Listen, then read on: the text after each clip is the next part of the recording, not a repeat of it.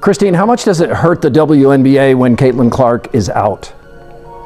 It is devastating to the WNBA when Caitlin Clark is out. Now, I know a lot of us were expecting some sort of dip since Caitlin Clark has been out with injury, but I don't think all of us were expecting the entire viewership of the entire WNBA to be down. And this tweet from Christine Brennan really stuck out to me. She said, one player gets injured and more than half the TV audience for the entire league disappears. Has any other athlete ever had that kind of impact on a sport? Golf without Tiger definitely dropped precipitously on occasion, but the WNBA is now in full-blown financial freefall, helplessly watching its empire teeter and crumble without Caitlin Clark on the court.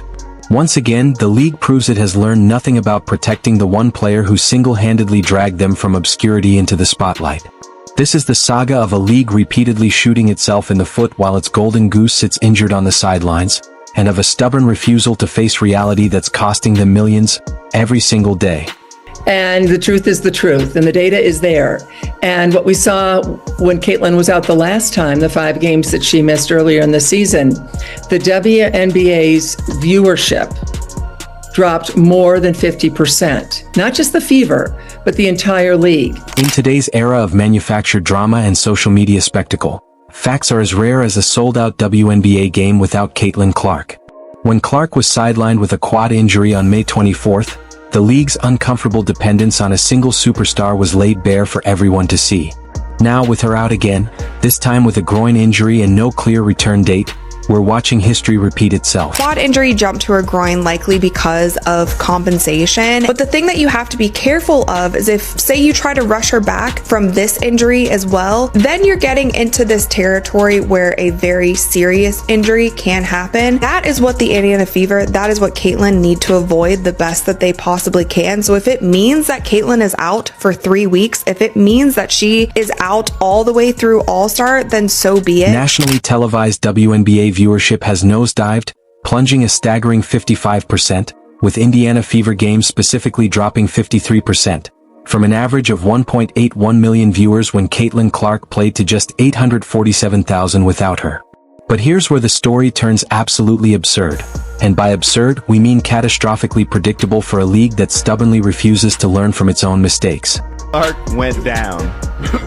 The WNBA ratings have dropped over 55% across the board. Hey, guess what, guys? The league is Caitlin Clark. The league is Caitlin Clark. She is the WNBA, guys. Sidelined with a left quad strain May 24th, national TV viewership has plunged since then 55%. Before the injury, the Fever, her team, were averaging 1.81 million viewers, almost 2 million. Since her injury, fewer than 850,000. While Caitlin Clark was busy doing what she does best, packing arenas, shattering TV ratings, and generating unprecedented revenue, the WNBA was busy doing what it does best. Absolutely nothing to protect its most valuable asset. Because apparently, when a single player accounts for 26.5% of all WNBA economic activity, the logical response is to let opponents target her with impunity while giving everyone a lecture on basketball fundamentals. News is alarming for the league, and it's alarming for the league because this is such a crucial year for the WNBA. At the end of this season, the WNBA will go into CBA negotiations. If negotiations go well, then every single player in the WNBA has a much better chance of making so much more in their next contract. And that's one thing when you start thinking about how many people stopped watching when Caitlin Clark got injured. A lot of people stopped watching because they are boycotting the WNBA. They don't want to give viewership to any other teams or any other players, whether they like other players on the team or not, because of how the media and the league itself has handled Caitlin Clark and how they have treated her fans. What's particularly fascinating, and by fascinating I mean downright infuriating, is that this exact scenario has happened before. Yet the league seems utterly incapable of learning from its own history. This isn't the first time the WNBA has watched ratings and revenue nosedive when its biggest star gets injured. It's like watching someone touch a hot stove, get burned, and then reach for it again while insisting they had no idea what would happen.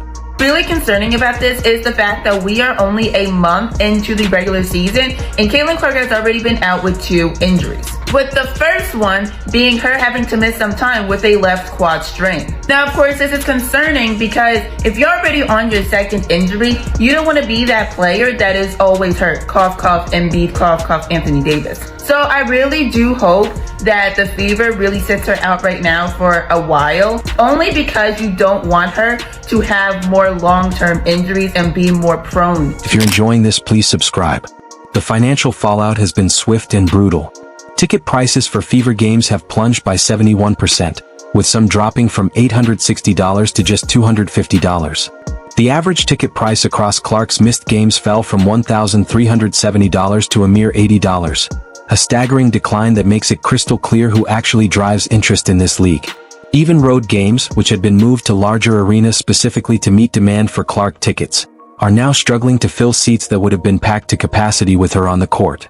The Chicago Sky vs. Fever rematch, one of the season's most anticipated games, saw ticket prices crash from $210 to $95. This is the same matchup that previously drew 2.25 million viewers, making it one of the most watched WNBA games in history. Without Clark, though, it's just another game that casual fans couldn't care less about.